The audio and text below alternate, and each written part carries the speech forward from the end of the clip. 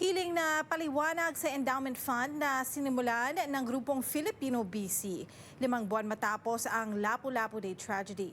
Mali raw ang timing ayon sa ilan. Ang Filipino BC nagbigay naman ng paglilinaw. Ang detalye sa ulat ni Rhea Santos.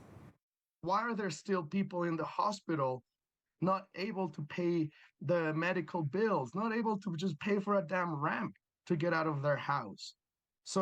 So it's mind blown. Binatikos ni Alejandro Samper ang patuloy na pagtanggap ng donasyon ng grupong Filipino BC para sa Kapwa Strong Long-Term Endowment Fund nila sa Vancouver Foundation.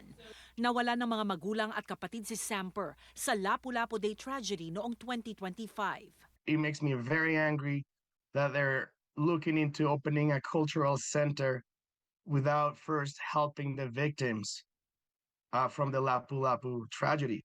Sa roadmap ng grupo para sa katuparan ng planong Filipino Community at Cultural Center sa South Vancouver, ika-6 na stage ang pagbuo ng Filipino Community Foundation of BC.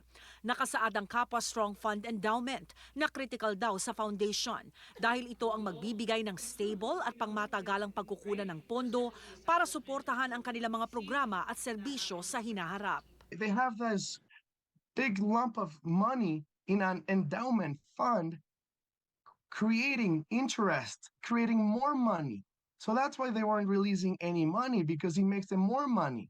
And I know this because I learned about charity organizations through creating my own charity. Why did 4 or 5 board members quit? I resigned in September 15. Halos 5 buwan matapos ang Lapu-Lapu Day tragedy, bumitaw si Lina Vargas bilang board member ng Filipino BC.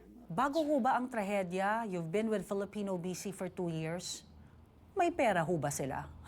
Well, honestly, wala. When we started, wala kaming pera. I was the coordinator of Kusina program. Ako yung gumagastos at si Mabel most of the time.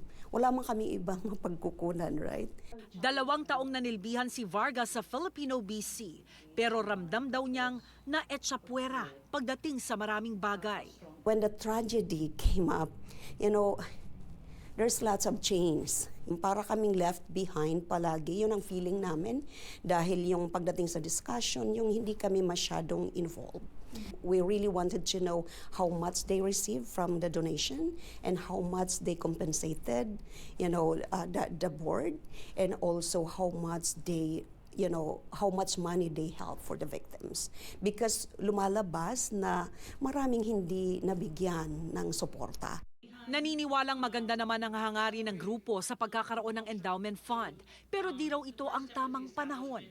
Naintindihan ko yung punto nila about aiming a cultural center. That's for all of us, not only Filipino, but other ethnicities. But the thing is, nangyari yung trahedya. For me, endowment fund can wait.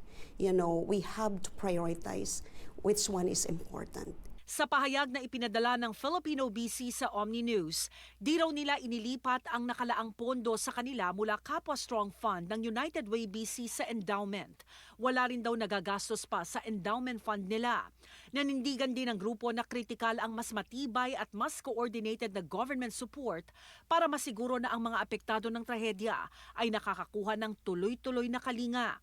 Dapat daw maintindihan na di lamang responsibilidad ng mga non-profit organizations ang pagbibigay ng long-term care. Rhea Santos, Omni News, Vancouver.